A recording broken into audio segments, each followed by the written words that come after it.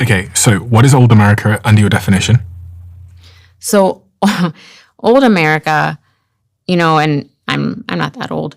So, old America in my lifetime has been a series of, the government appearing to work together, the appearing to do things, to improve the lives of people, but also, I think, becoming complacent over time.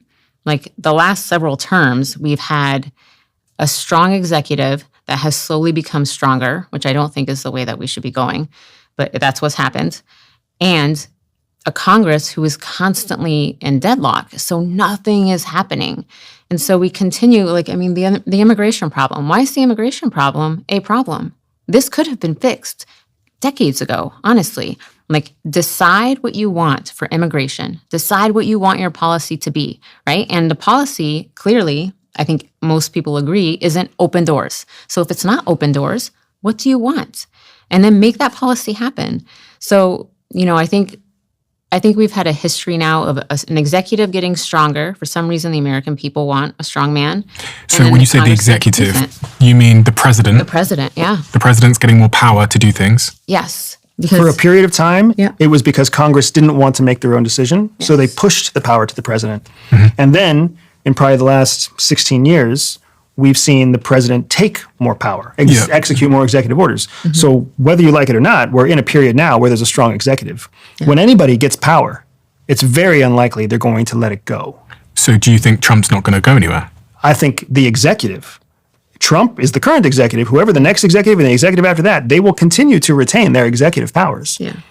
This doesn't benefit them to let go of the office of the executive's powers. So, Juhi, if that's the old America, where it got slightly more complacent, there was more power and increasingly more power given to the president, you're saying we're in a transitional moment now. What does that new America look like on the end of that transition, in your view? So I don't think we have a good idea of what it's going to look like. I think the current administration is taking a lot of risks that I find interesting. Interesting is a very neutered word. What is the real word? Interesting is the real word, because I think that he's taking a lot of risks that really break down how things have been for a long time. So, getting rid of, pulling money from Medicaid and Medicare, getting rid of USAID, transitioning from soft power to hard power. So I think that these are, for me, I use the word interesting because we can't tell right now how that's actually going to play out. Hard power being dropping bombs on Iran. Yes. Okay. So we're giving more money to military and we're taking money away from, aid, basically. So we're making that shift. We're making, various economic shifts, immigration shifts. And I think there's a lot of unnecessary panic about all of it, because whether I agree with his methods or not, I think that we just have to wait for things to settle out. And if something doesn't work, I think he's the type of guy that's going to take another risk and see if he can fix it.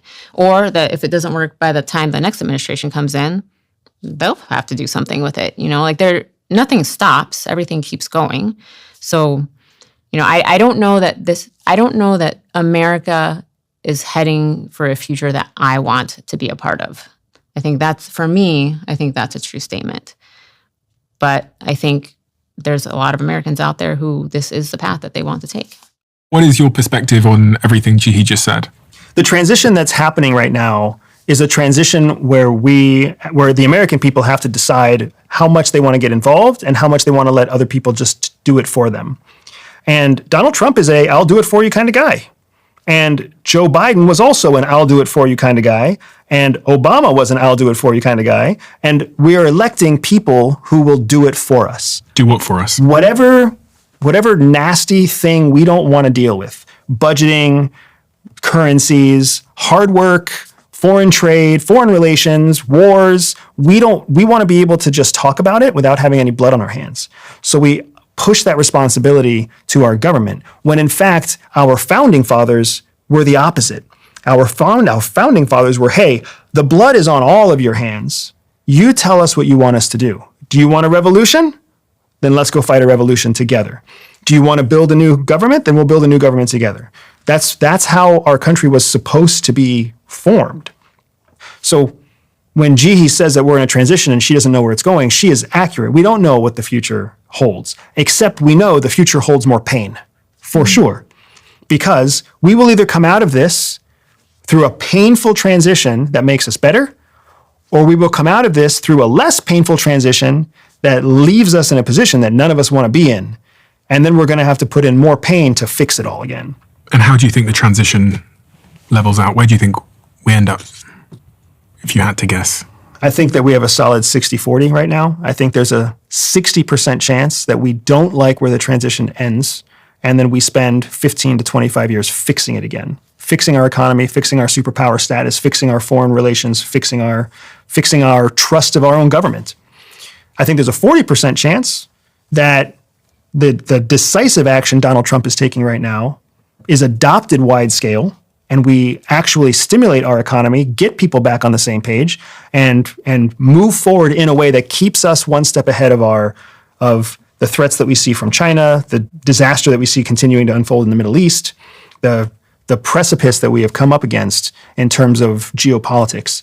There's a chance that we come out of that, but I think the dominant chance is that we don't. And I would say that that's not just my opinion. That's the opinion of economists. That's the opinion of foreign relation experts. There are multiple people out there who are all saying that our budgetary decisions, our foreign policy decisions, our military infrastructure decisions, our economic decisions are risky. Risky means there's a chance they'll work, but it's a low probability chance, not a high probability chance. If the society becomes more individualistic and focused on themselves and nationalistic, then they